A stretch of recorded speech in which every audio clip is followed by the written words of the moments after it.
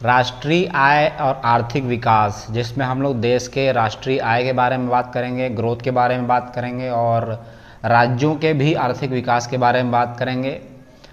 एक एक टर्मिनोलॉजी का मतलब समझेंगे कि क्या क्या है इन शब्दों का मतलब। पहला सवाल लेते हैं जो कि IAS 2001 में पूछा गया प्रश्न था। पद राष्ट्रीय आय निरूपित करता है। राष्ट्रीय आय क्या, इसको एक्सप्लेन करना है हमको। तो 4 ऑप्शन दिखाई दे रहा है, सोचते हैं क्या बोल रहा है। बाजार कीमतों पर सकल राष्ट्रीय उत्पाद मूल्यह्रास। सकल राष्ट्रीय उत्पाद क्या होता है दोस्तों, इसको हम लोग GDP बोलते हैं। मूल्यह्रास को बोलते हैं डिप्रिसिएशन। डिप्रिसिएशन क्या होता है दोस्तों, जैसे कि कोई कंपनी है, उस कंपनी में कोई वस्तु खरीदा गया, मान के चलो जापान से एक वस्तु खरीद के लेके आए, 1 करोड़ रुपए उस वस्तु की कीमत थी। अब उस वस्तु से सामान का उत्पादन हो रहा है, मान के चलो प्लास्टिक के चेयर बनाता है वो मशीन, तो साल दर साल उस मशीन की कीमत कम होगी दोस्तों। क्यों कम होगी भैया, उसका लगातार इस्तेमाल हो रहा है, क्योंकि अगर 1 साल बाद इस मशीन को बेचने जाएंगे तो 1 करोड़ में नहीं बिकेगा वो। इसी को बोलते हैं डिप्रिसिएशन, मूल्यह्रास।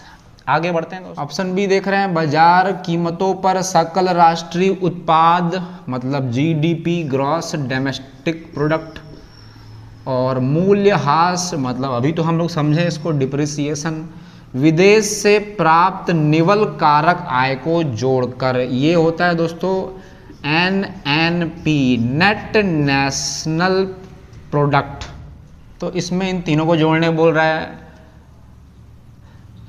ऑप्शन सी को देखते हैं, बाजार कीमतों पर सकल राष्ट्रीय उत्पाद मूल्यह्रास अप्रत्यक्ष कर को भी जोड़ने के लिए बोल। अच्छा, अप्रत्यक्ष कर को घटाकर सब्सिडी जोड़कर, ये है भैया ऑप्शन सी।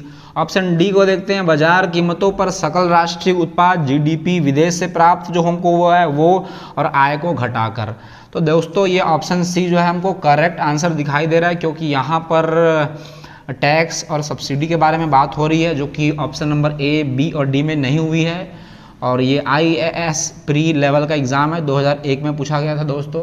तो जिसका करेक्ट आंसर हो रहा है हमारे पास ऑप्शन नंबर C। सवाल बोलता है, कुल राष्ट्रीय उत्पाद, निवल राष्ट्रीय उत्पाद NNP और सकल राष्ट्रीय उत्पाद GNP, नेट नेशनल प्रोडक्ट और ग्रॉस नेशनल प्रोडक्ट, ये क्या है दोस्तों? ये दोनों के दोनों जो हैं राष्ट्रीय उत्पादन जो मूल्य है उसका निर्धारण करने के लिए इसका बनाया गया है। तो इन दोनों के मतलब क्या क्या हैं उसको देखते हैं दोस्तों। GNP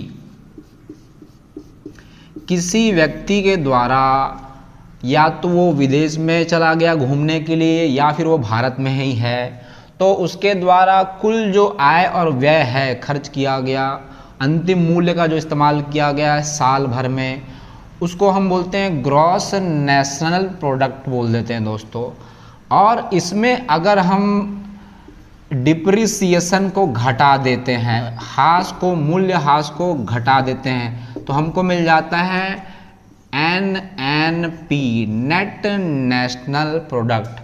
तो दोस्तों ये देख लो ध्यान से, ये हमारे पास GNP एक अलग टर्म दिखाई दे रहा है और हमारा NNP ये बिल्कुल अलग टर्म दिखाई दे रहा है, जो कि PCS के एग्ज़ाम में पूछा गया था दोस्तों। अब ये PCS क्या है, इसके बारे में हम पहले ही एक वीडियो बना चुके हैं, आप डिस्क्रिप्शन बॉक्स में जाइए और वहाँ जा कर के चेक कीजिए कि PCS एग्ज़ाम क्या होता है। तो हमको समझ में आ गया ये दोनों अलग अलग चीज़ें हैं, इसलिए ऑप्शन नंबर D यहाँ पर करेक्ट आंसर इसका हो जाए। तो अगला सवाल लेते हैं जो कि PCS प्री के एग्ज़ाम में पूछा गया था सन 2011 में। भारत में किस तरह की अर्थव्यवस्था है? ऑप्शन A बोलता है समाजवादी, या फिर गांधीवादी है, या फिर मिश्रित है, या फिर ऑप्शन D बोलता है स्वतंत्र है।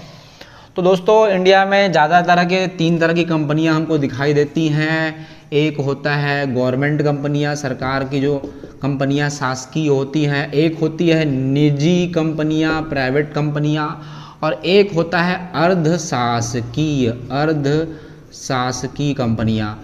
तो दोस्तों सरकार के द्वारा चलाई जाने वाली कंपनियों को, जैसे इंडियन ऑयल हो गया, कोल इंडिया हो गया, हिंदुस्तान पेट्रोलियम हो गया, या फिर जो है एनटीपीसी हो गए, ये सब गवर्नमेंट की कंपनियां हैं। उसके अलावा जो है प्राइवेट कंपनी की बात करें तो मुकेश अंबानी की कंपनी है रिलायंस इंडिया, उसके अलावा अडानी की कंपनी है, गौतम अडानी की खूब सारी कंपनी जो स्टॉक मार्केट में लिस्टेड हैं, तो ये प्राइवेट कंपनियां कहलाती हैं दोस्तों।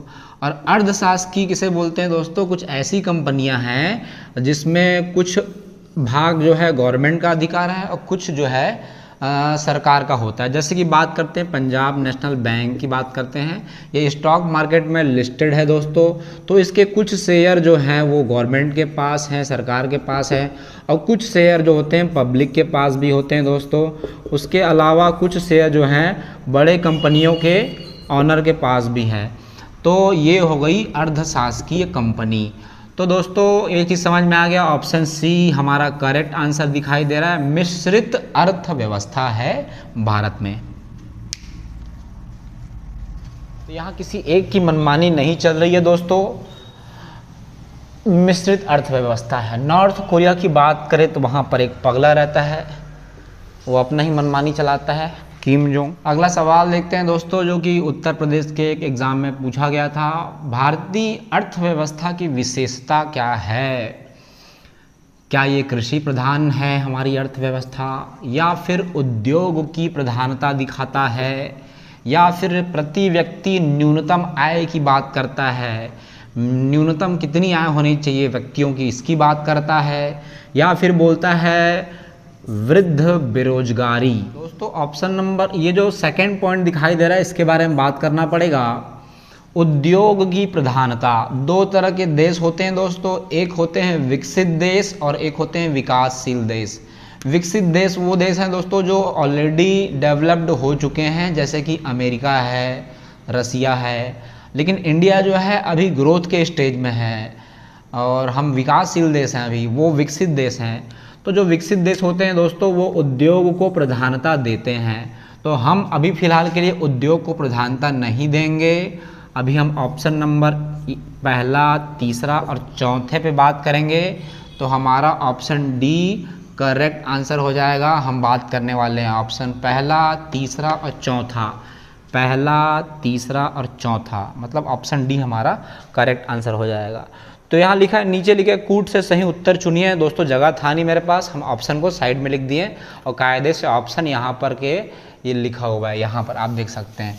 तो यहाँ पे हम बात करेंगे कौन सा भैया, पहला, तीसरा और चौथा, ऑप्शन नंबर डी, जो कि ये एग्ज़ाम में पूछा गया सवाल है दोस्तों 2004 में। अगला सवाल लेते हैं दोस्तों, जो कि पीसीएस मेंस के एग्ज़ाम में 2011 में पूछा गया सवाल था। आप देख सकते हैं यहाँ पे, ये पीसीएस के एग्ज़ाम में पूछा गया सवाल था 2011 में। सवाल बोलता है, भारतीय सरकार द्वारा मार्च 2011 में प्रसारित आंकड़े प्रसारित हुए दोस्तों, जो कि प्रति व्यक्ति आय वर्ष 2009 और 10 में इतने प्रतिशत की वृद्धि हुई थी। तो बताइए भैया प्रति व्यक्ति आय क्या है निकटतम सैकड़ों में, प्रति व्यक्ति आय। तो आर्थिक सर्वे होता है दोस्तों और प्रति व्यक्ति आय जो है वो निकाला जाता है। तो उस वर्ष लगभग जो प्रति व्यक्ति आय था दोस्तों वो था 46117 के आसपास था। और इसके निकट कौन सा ऑप्शन हमको दिखाई दे रहा है दोस्तों, तो ये तो बहुत दूर दिखाई दे रहा है, ये भी दूर में है। ऑप्शन नंबर सी हमको करेक्ट दिखाई दे रहा है 46,500। तो ये हमारा ऑप्शन सी जो है करेक्ट है, जो कि सर्वे के अनुसार इतना पाया गया। अगला सवाल लेते हैं दोस्तों, वर्ष 91 और 92 में भारत में प्रति व्यक्ति वार्षिक आय लगभग कितनी थी? पीसीएस प्री का एग्जाम है दोस्तों, 1994 में पूछा गया था। तो ये जो है दोस्तों एक सर्वे हुआ, सर्वे करने के बाद प्रति व्यक्ति आय कितना निकला वो हम देखते हैं दोस्तों, जो कि है 7251, 7251, जो कि ऑप्शन सी के निकट दिखाई दे रहा है दोस्तों। प्रति व्यक्ति इतनी आय है, लेकिन ये सिर्फ आंकड़े हैं दोस्तों, ऐसा नहीं हो सकता कि किसी भी व्यक्ति की आय पूछे तो उसका आय जो है 7500 ही हो। औसत जो हम पढ़ते हैं ना दोस्तों क्लास 8th 9th में, औसत निकालते हैं कि किसी छात्र का या फिर किसी सब्जेक्ट में हमारे 80 नंबर आ गए, किसी में हमारे 90 नंबर आ गए, किसी में 60 आ गया। 3 विषय थे इसलिए 3 से भाग दे दिए। तो जो आंसर आएगा, मान के चलो जो भी आंसर आएगा, मान के चलो अभी मैं ऐसे ही मान रहा हूँ, पता नहीं क्या आंसर आएगा, मान के चलो 70 आंसर आएगा। तो 70 क्या है, औसत है। हमने औसत 70 नंबर लेके आया, लेकिन कुछ सब्जेक्ट में 70 से नंबर ज़्यादा हैं, कुछ सब्जेक्ट में 70 से नंबर कम है। उसी प्रकार दोस्तों वार्षिक आय लिखा हुआ है 7,500। तो कोई ज़रूरी नहीं है कि साल भर में कोई व्यक्ति जो है 1991 या 92 में इतना ही कमाता था साल में। कुछ ऐसे लोग भी होंगे जो 1 लाख रुपए साल का कमाते रहे होंगे उस समय। दोस्तों 91 और 92 के हिसाब से थोड़ी बड़ी रकम है, आज के समय के हिसाब से ये छोटी रकम दिखाई दे रही है, ठीक है। तो कुछ लोगों की आय 1 लाख रुपए महीना हो सकता है, और उस समय हो सकता है कुछ लोगों का आय 1 साल का 1,000 रुपये पर मंथ हो सकता था। तो ये है कहानी। तो हो सकता है अभी आप लोगों को ये आंकड़े कम लग रहे होंगे, नंबर छोटा लग रहा है साल भर का। तो आपको जानकारी के लिए बता दूं दोस्तों, 1991 के आसपास जो है मेरे फैमिली के कुछ मेंबर जो हैं वो टीचर थे, और उनके 1 महीने की जो आय थी वो था 500 रुपये पर मंथ। गवर्नमेंट जॉब में 500 रुपये पर मंथ। आप उस हिसाब से आकलन लगा लीजिए कि 1 महीने में ये हो जाएगा 6,000 रुपये के आसपास। तो उस टाइम महंगाई धीरे धीरे बढ़ रही है दोस्तों, तो साथ ही साथ सैलरी भी बढ़ते जाती है, और वस्तुओं की कीमत भी वैसे ही बढ़ रहा है दोस्तों।